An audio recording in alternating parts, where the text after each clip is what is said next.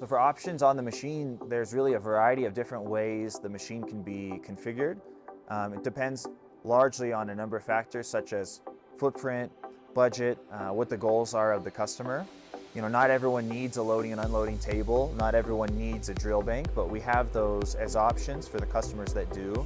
And we want to have that discussion with people because it's pros and cons. If you add these different options, it's going to cost more, and we want to talk to you. Is that actually what you need? We want to try to make sure that we have different options for people. We've got a whole setup where the machine can actually label your part for you.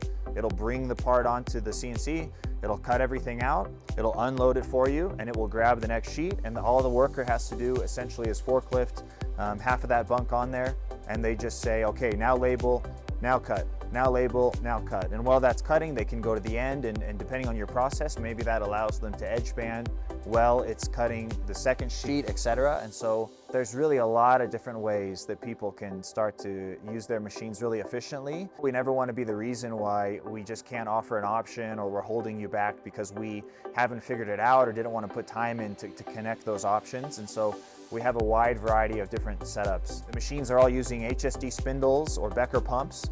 We have other options depending on your price as well, but we know it's important that we give people choice, and we try to give you as much flexibility when it comes to pricing, brands that will all work well, that we know have got a longevity. And so we just want to be as flexible as possible for the end user.